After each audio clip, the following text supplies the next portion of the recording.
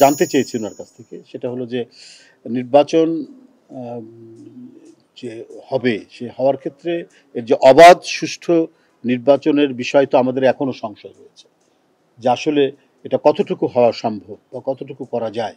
এই নির্বাচন কমিশনের সেই সক্ষমতা রয়েছে কিনা। হ্যাঁ, সেই বিষয়গুলি আমরা দুজন ওখানে ছিলাম, সেটা আমরা প্রশ্ন করেছি, তাদের কাছে জানতে চেয়েছি। তারা পূর্ণাঙ্গ প্রস্তুতির কথা বলেছেন, কিন্তু আমরা এও জানি যে প্রশাসনের বিভিন্ন স্তরে, এটাও তো একটা প্রশাসন, যদিও একটা ইন্ডিপেন্ডেন্ট বডি, এটা রাষ্ট্রের একটি স্বাধীন সত্তা, কিন্তু বিভিন্ন স্তরে স্তরে দোসররা বসে আছে। দোসররা তারা নানাভাবেই একটা অবাধ সুষ্ঠু নির্বাচন যাতে বিঘ্নিত হয়, না করা যায়, সেটার নানা ধরনের তারা কলাকৌশল এবং সুদূর প্রসারী ষড়যন্ত্রের সাথে যুক্ত রয়েছেন সর্বক্ষেত্রে। আপনার সিভিল প্রশাসন বলুন, সেখানেও যেমন রয়েছে, অনেক ঘটনায় দেখছি অনেক কিছুই হচ্ছে। তো সব কিছু মিলিয়েই আমাদের সেটাই জানতে চাওয়া ছিল যে দোসররা এখানে কি ধরনের তারা অবস্থান করছে, তারা কোনো ধরনের প্রতিবন্ধকতা সৃষ্টি করছে কিনা, এগুলো আমরা তাদেরকে প্রশ্ন করেছি। তিনি বলেছেন যে না, আমরা সব কিছু বিবেচনা করে সব কিছু দেখে শুনে যাতে স্বচ্ছতার ক্ষেত্রে একটা ট্রান্সপারেন্সির ক্ষেত্রে কোনো ধরনের যাতে কোনো বিঘ্ন না ঘটে, কোনো ধরনের কোনো কালিমা যাতে লিপ্ত না হয়, সে ব্যাপারটা তারা সুচারুভাবে তারা দেখছেন।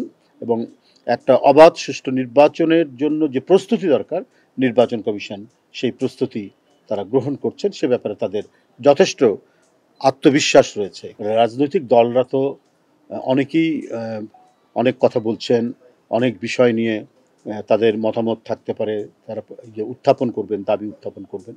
কিন্তু আমরা যেটা মনে করি দলের পক্ষ থেকে, তো আমরা আমাদের অবস্থান জানিয়েছি, আমাদের নেতৃবৃন্দ, পার্টির মহাসচিব এবং আমাদের বিশেষ করে আমাদের ভারপ্রাপ্ত চেয়ারম্যান জনাব তারেক রহমান সাহেব, সবাই আমরা প্রতিনিয়ত আমরা আমাদের দলের অবস্থান তুলে ধরছি।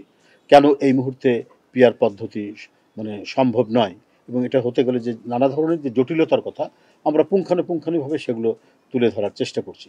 নির্বাচন কমিশন তিনি সমগ্র নির্বাচনের পৌরোহিত্য করবেন, তিনি সেটা ভালো মতো উপলব্ধি করবেন, উপলব্ধি করে একটা অবাধ সুষ্ঠু নির্বাচন এই মুহূর্তে করার জন্য যে কাজগুলি করা দরকার, সেই পদক্ষেপগুলো তারা সেটা গ্রহণ করছেন।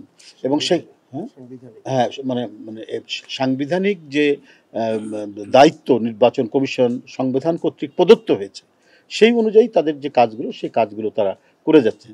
তো সেই ক্ষেত্রে এই মুহূর্তে যে দাবিগুলো গ্রহণ করে একটা অবাধ সুষ্ঠু নির্বাচন সম্পন্ন করা যায়, সেই কাজগুলি তারা করছেন এবং করতে সক্ষম হচ্ছেন বলে আমরা আমাদেরকে তারা জানিয়েছেন।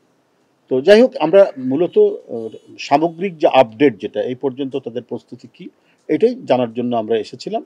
তো সেই ক্ষেত্রে আমরা আরপিওর যে বিভিন্ন বিষয়গুলি আছে এবং আরপিওতে বিধিবদ্ধ যে বিধানগুলি আছে, সেই বিধানের ক্ষেত্রে যে আমি যে কথাটি এর আগেই বলেছি, একটা অবাধ সুষ্ঠু নির্বাচনের জন্য এবং ট্রান্সপারেন্সি, স্বচ্ছতা নিশ্চিত করার জন্য যে বিধিবদ্ধ আইনগুলো রয়েছে, সেই আইনগুলো দিয়েই জনগণের মধ্যে একটা আস্থা তৈরি হওয়া নির্বাচনের ব্যাপারে, যেটা 16 বছর যে আস্থাটি উঠে গিয়েছিল, সেই আস্থাটি নিশ্চিত করার বিষয়ে তারা অঙ্গীকার ব্যক্ত করেছেন।